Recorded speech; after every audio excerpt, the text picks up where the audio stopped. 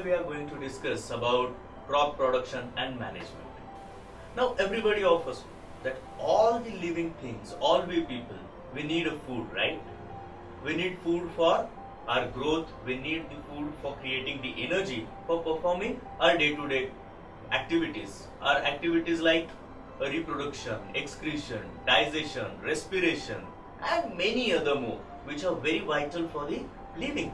Which are the living organisms? Mainly classified into, those are plants and animals. So all the plants and all the animals, they need food, right? This is underlined and this is done. We need food. Now how do plants get their food? Where they get their food from? We know plants can create their own food with the help of chlorophyll pigment in their leaves. That is why their leaves are green in color, because this chlorophyll pigment is green. So with the help of chlorophyll pigment and sunlight, they can produce their own food. So plants are done. They can create their own foods. But what about us? What about animals? Can we produce our own food? No. For our food, we are dependent on the plants. And as a human being, we get our food from either plants or animals or both. So, just imagine, forget about whole animal kingdom. Just think about the human being and just think about the India. What is the population? Nowadays population is growing like anything, right? So to meet the requirement of food for so many people, what shall we do? There should be a regular production of a food plants, correct? That is the thing where comes the agriculture. Let me give you some fun facts. Actually, agriculture is the most ancient work I think human beings are doing, right? After hunting, obviously. I think some 12,000 years back, human beings started doing agriculture. Actually, that was the first revolution in the history of human being. Some 10,000 before Christ, means we are right now in 2015, and 10,000 before Christ, that means around some 12,000 years back, people were nomadic. Human beings living on the earth that time, they were nomadic. They used to keep wandering here and there from places to places in search of shelter and food. For food, they used to eat the raw fruits, leaves, and they used to hunt. Literally, they used to hunt like a wild animal. And this is how they used to get their food. And they keep wandering from here and there, from places to places. There was very less security because that was a jungle, right? And this is the jungle lifestyle. How tigers and lions, they live. But some 12,000 years ago, somehow humans could find out how to cultivate in the land crops that we can eat. And this is how they got settled down at one place. And this is how agriculture started, some 12,000 years back. Then next revolution happened in industrial area. We can say some 17th century, 18th century in that time. That time, due to the industrial growth, there was a machinery available and it saved our time and human labor tremendously. And there was another exponential growth in a food production. And the third revolution is green revolution. Everybody knows that. We can relate our green revolution to some late 19th century. That time there was a green revolution even in India also. But there are many less developed countries who are still experiencing second revolution of it. So these were the fun facts. Now we know in India we are the actually agriculture basic country, right? 80% of the people live in the rural areas. देहात में रहते हैं, correct? वहां पे ज्यादा से ज्यादा लोग क्या करते हैं? खेती बाड़ी करते हैं. We have a huge land in India and there is a maximum number of people who are actually farming. We can divide our farming in agriculture, our crops in 2-3 categories. One is the fruit crops, another is the, what are they? Come on, tell me. One is fruit, another is our regular, जिसको हम सब्जी बोलेंगे, फल बनाते हैं, सब्जी बनाते हैं. There is a flowering crops as well, जिसका एक्सपोर्ट भी होता है. It's a huge business as well. So crops in अलग अलग तरीकों के. फल खाना तो सबको अच्छा लगता है. चलो एक क्वेश्चन पूछता हूँ. There is a question, which is the highest made fruit crop in India? सबसे ज्यादा कौन सा फल बनता है? सबसे ज्यादा कौन से फल की खेती होती है? Options are, you have 4 options. 1 is apple, 2 is mango, 3 is banana, 4th is orange. Okay, we are not going to get to the answer right now. आप इस सवाल के बारे में सोचिए, इसके जवाब के बारे में सोचिए. At the end of this discussion, I'll let you know about the answer and also some more fun facts about the answer. So, talking about the agriculture. This is how we started agriculture and making food some 12,000 years back. In a single land, in a single place, when we have a same kind of plant in a large number, then that is called as a crop. जैसे हम कहते हैं कि wheat crop. If I take a wheat crop, that means जितनी भी जगह मेरे पास है खेती के लिए, whatever land I have for the farming, I am having the only wheat plants in that farm, correct? In that place. Do you ever have farm कि भाई एक बंदे के पास 1 एकड़ का land है, he is having a farm of a 1 acre and he is having some 3-4 plants of mangoes and some 7-8 plants of wheat and some 22 plants of rice. And no, right, it's weird actually. We see some 3-4 acres land of the wheat or some 5-10 acres of land of sugarcane. This is how, in a single place, when we have a same kind of plantation, it is called as a crop. In India, there is a huge geographical diversity. There is a huge climatic diversity as well. How much diversity it is? The highest rainfall area in the world belongs to India, nearby Shillong in our northeast, and the least rainfall, that also belongs to the India. It's somewhere in the Rajasthan. In northern India, there are the huge mountains and valleys. Also in the south we found such mountains and valleys. But in the middle of the nation, in Madhya Pradesh, in Maharashtra, there is a huge flat land. Rain is also, temperature is also variable in different area of the country.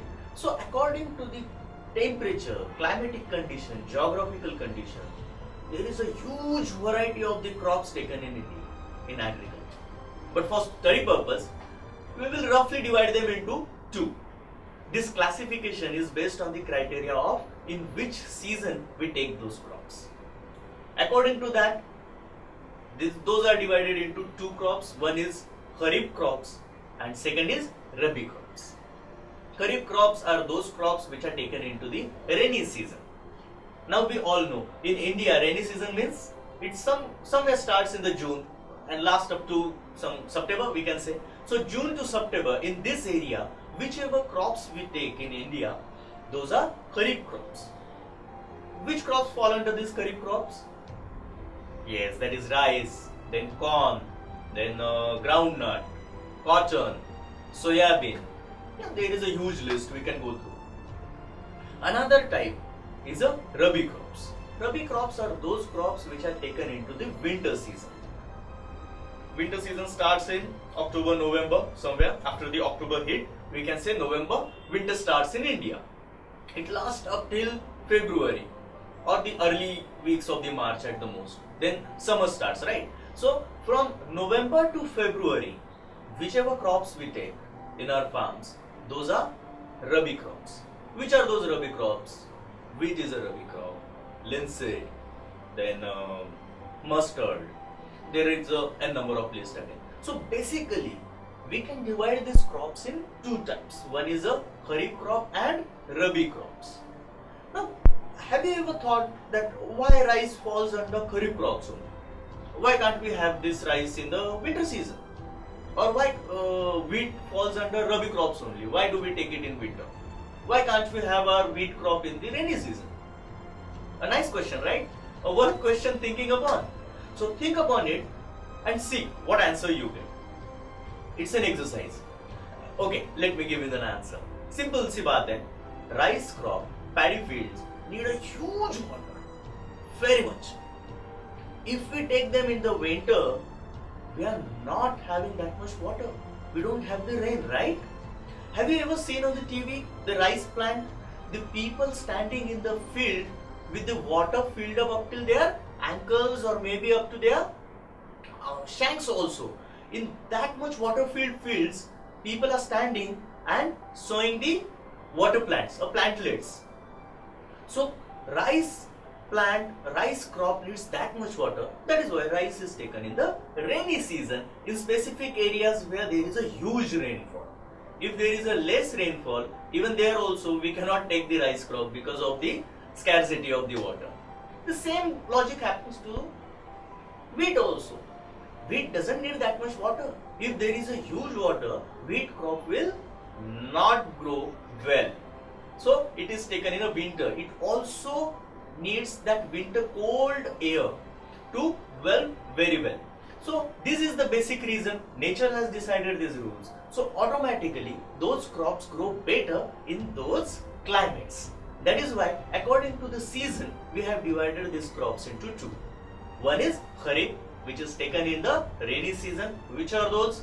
Rice, corn, soybean, cotton, etc., etc. And another is the rabi crops, which are taken into the winter season. Which are those? A wheat, a mustard, a linseed, etc., etc. These are about the crops. Now, for having these crops on a larger scale, to meet the requirement of food of our Indian population, or let's say a world population, we need to create more regularly and more efficiently.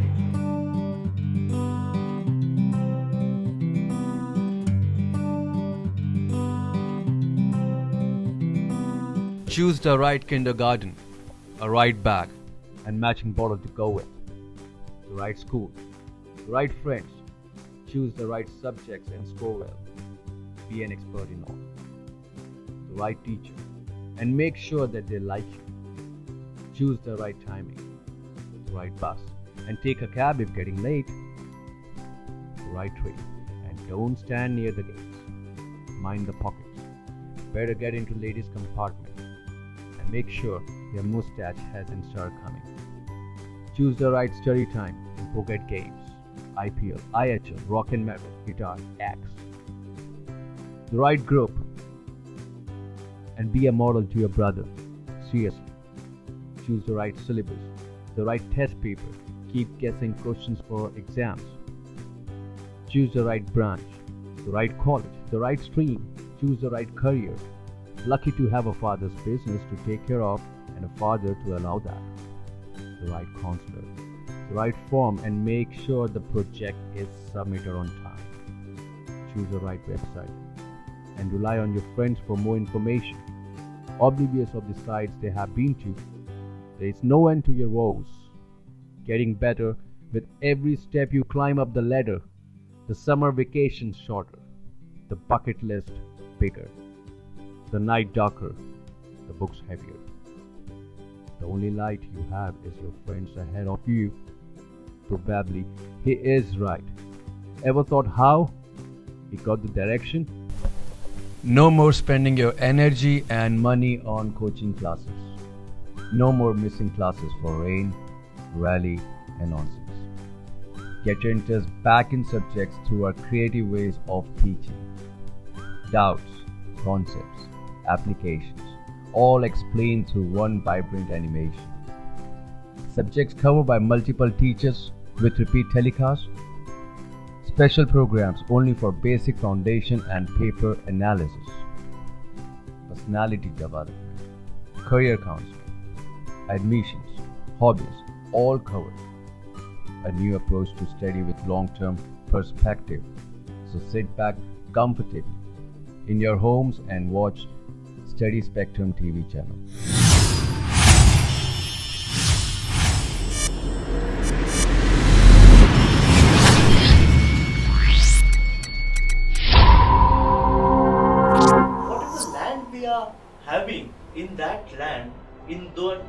time span, we should be able to more and more food so that it will meet the requirement of the food of all human population.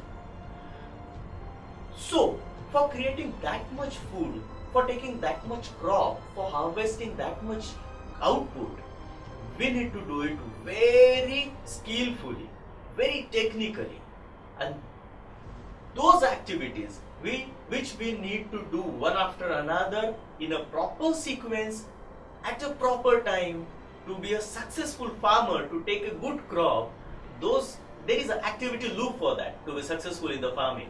Those activities are called agricultural practices. So we will basically in this chapter we are going to discuss about those agricultural practices.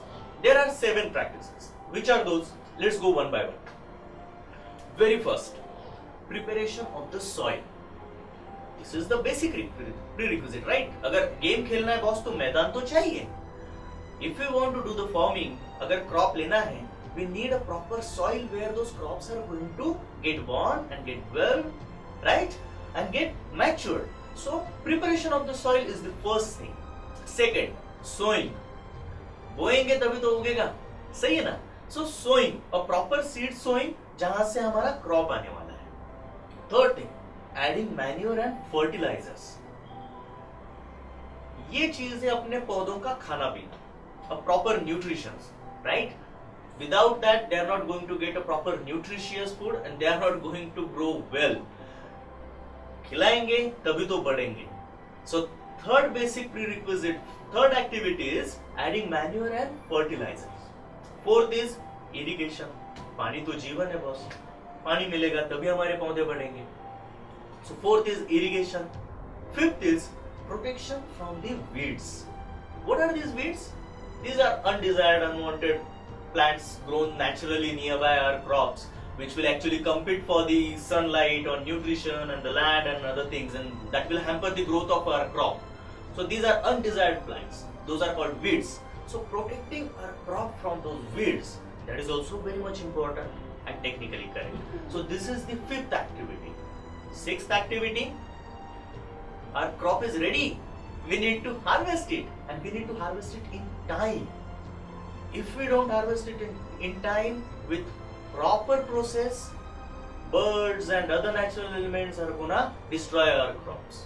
So harvesting is the sixth and second last part, and the seventh, the last part is storage.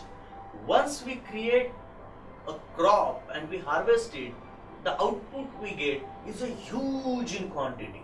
We don't need it to utilize in a single day. Actually, it's a huge quantity, so we need to store it properly.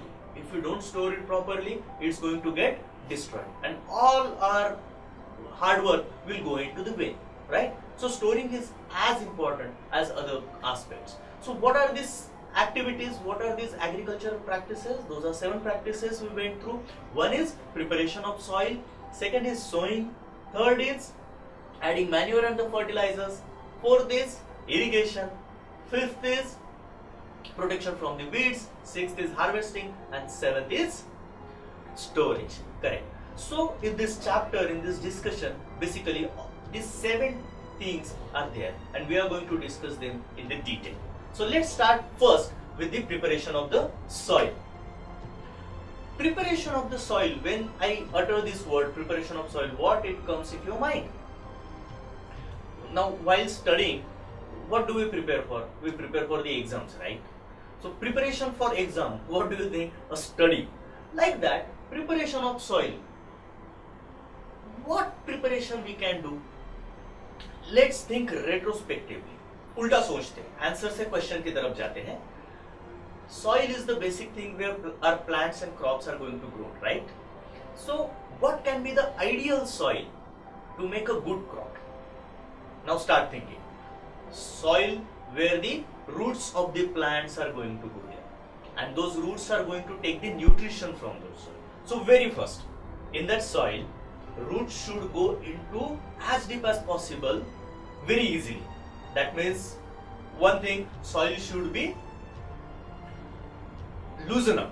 There should be some aeration, some gaps, so that roots can make their ways. Because roots don't have a tool, na? They are not going to go there is no place to grow me somewhere, so he is going to take the tools, dig in between, make some place, and then grow further. It's not going to happen. So if there is not enough space, there is not a loosen up soil, roots will find some difficulty to grow over there. So very first thing, soil should be some loosened up, right? There should be aeration.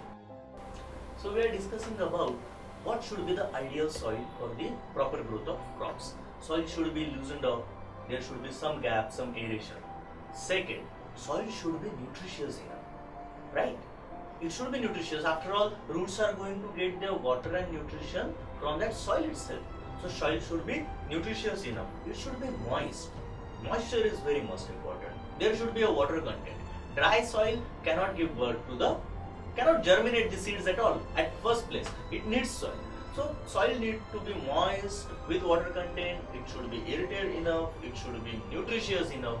So to prepare our soil accordingly, these 2, 3, 4 qualities, that is the preparation of soil. For that preparation of soil, what we do is, very first and basic thing, we turn that soil. We turn that soil upside down. We can call it a plugging. Turning the soil, what does it do? Very first, it loosens up the soil very first. It loosens up the soil, as well as what happens is, actually the top few centimeters of the soil, that only gives the nutrition to the growing crops, because roots go up till there. Those are not the very big trees which roots of which will go very deep down, few feet in the ground. No, not like that. When we have a crop in our farm, those are the small plants from shrubs or herbs, right? So their roots are in top few centimeters of the soil layer only. So they get nutrition from that layer only. But there is a huge nutrition still hidden and unused in deeper layers. So we need that deeper layer nutritious soil to make upside down. It should come into the up. So while turning the soil, we can call it tilling or plugging of the soil. Why that? We make that soil loosened up, so there is some gap, some aeration proper. It will help producing and creating some microorganisms as well as earthworms also in that soil. Actually, earthworm and those microorganisms are the friends of the farmer. Why so? Because earthworms further turns up the soil as well as create some humus. Microorganisms help in decomposition of whatever biodegradable things are there. While we dry up and plug the field, when we turn up the soil, whichever unwanted, undesired plantation have grown over there, those are uprooted even with the roots also. They get dried up and they get buried up in that land itself. So those microorganisms, they decompose those plants. Those are the biodegradables, right? So they decompose those plants, and those plants are again made up of all the nutrients which our crops are going to need. So after the decomposition of those plants, automatically all those nutrients go back to the soil. This is the actually circle of life, circle of nature. So these microorganisms and earthworms, those are friends to the farmer, and actually turning up the soil, the loosening of the soil due to the aeration, it helps earthworms and microorganisms to flourish in that soil. So automatically soil becomes prepared for our crops.